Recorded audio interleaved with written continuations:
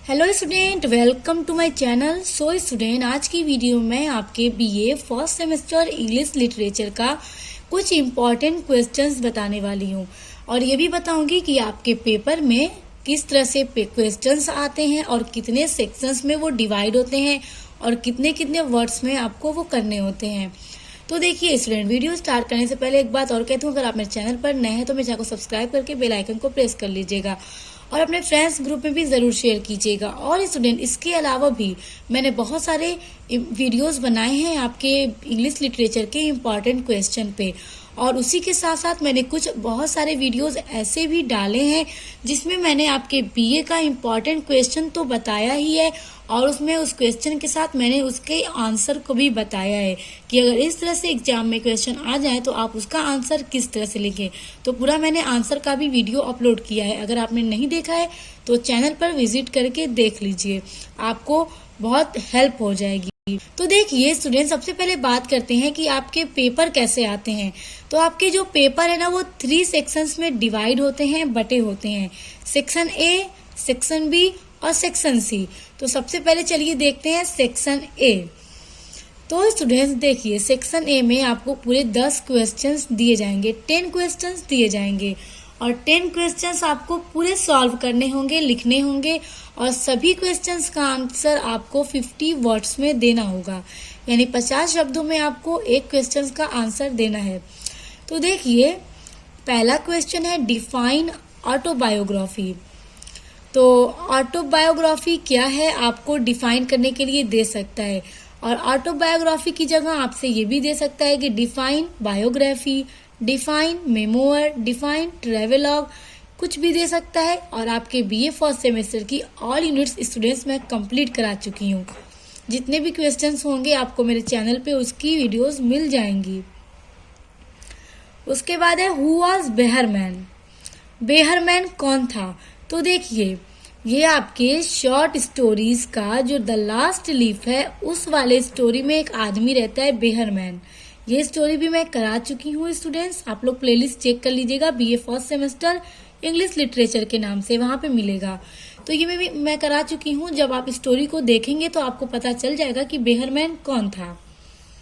उसके बाद देखिए, comment on the Tagore as a novelist. तो comment on the Tagore as a novelist, यानी जो रविन्द्रनाथ टैगोर थे वो एक नॉवेलिस्ट थे, उस पर एक कमेंट कीजिए, एक नोट लिखिए। तो आपको ये भी 50 वर्ड्स में इसका आंसर देना होगा। तो इस तरह से टैगोर को हटाकर सरोजनी नायडू का भी पूछ सकता है, मुल्कराज आनंद का पूछ सकता है, किसी का भी पूछ सकता है।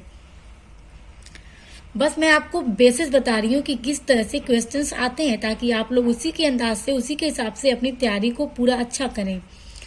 उसके बाद देखिए, who is sir Roger. Sir Roger कौन थे? तो स्टूडेंट, सबसे पहले मेरी ये बात ध्यान से सुन लीजिए कि जो भी आप स्टोरीज पढ़ेंगे अपने सिलेबस में, जो भी प्रोज पढ़ेंगे या फिर जो एस्से पढ़ेंगे, उसमें जो जो कैरेक्टर्स होंगे, जैसे देखिए अभी यहाँ पे बेहरमैन का दे दिया, ये भी आपके शॉर्ट स्टोरी में एक कैरेक्टर है, और सर रॉगर ये भी आपके प्रोज में एक कैरेक्टर है, एक लेसन है आपका, उसमें एक कैरेक्टर है। सर रॉगर एट चर्च है तो उसमें है ये। तो इस तरह से कैरेक्टर्स का भी दे देता है कि वो कौन थे, आप बताइए। तो आप जब स्टोरीज को पढ़े रहेंगे तो आप बता देंगे कि ये कौन थे। फिर उसके बाद 5वां क्वेश्चन है what is an informal letter. तो इनफॉर्मल लेटर क्या है, आपको लिखना होगा कि इनफॉर्मल लेटर क्या है। तो स्टूडेंट, इस पर भी मैं वीडियो बना चुकी हूँ, ये आपके यूनिट 8 का टॉपिक है। उसके बाद देखिए, what is the theme of story games eight Twilight. तो आपकी शॉर्ट स्टोरी है games eight Twilight, Anisa Desai ने लिखा है इस स्टोरी को। तो अब उस स्टोरी का क्या थीम है, मतलब थीम क्या है उसकी। तो आपसे इस तरह से भी क्वेश्चन पूछ सकता है कि कोई भी शॉर्ट स्टोरी दे देगी और पूछ देगा कि उसका थीम क्या है, लिखिए। तो आपको पता होना चाहिए, जब आप शॉर्ट स्टोरी को देख लेंगे, इस पर भी मैं वीडियो बना चुकी हूँ, तो आपको पता चल जाएगा थीम के बारे में। उसके बाद है what is personal essay. Personal essay क्या है, तो ये भी मैं बना चुकी हूँ, आप मेरे चैनल की प्लेलिस्ट चेक कर लीजिएगा स्टूडेंट्स, हर यूनिट कंप्लीट करा चुकी हूँ आपका। उसके बाद है व्हाट इज प्लॉट। प्लॉट क्या है, तो ये आपके एलिमेंट ऑफ शॉर्ट स्टोरी में आता है। उसके बाद देखिए comment on Aurobindo as a nationalist poet, यानी एक नेशनलिस्ट पोएट के रूप में श्री अरबिंदो पर एक कमेंट लिखिए या एक नोट लिखिए। व्हाट इज रिज्यूम, अब रिज्यूम क्या है, या फिर दे सकता है व्हाट इज सीवी, सीवी क्या है। तो ये भी आपके यूनिट 8 में आता है स्टूडेंट्स, इसको भी मैं करा चुकी हूँ। स्टूडेंट्स आपकी सेक्शन ए तो कंप्लीट हो गई कि 10 क्वेश्चंस दिए जाएंगे और आपको पूरे करने होंगे। अब आ जाते हैं आपके सेक्शन बी पर।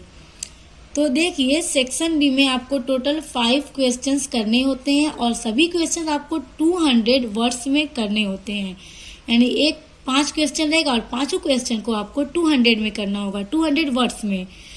और आपको इसमें 7 या 8 क्वेश्चंस दिए जाते हैं जिसमें से सिर्फ आपको 5 सवालों के उत्तर लिखने होते हैं। तो अभी हमने देखा कि वेरी शॉर्ट क्वेश्चन किस तरह से आते हैं।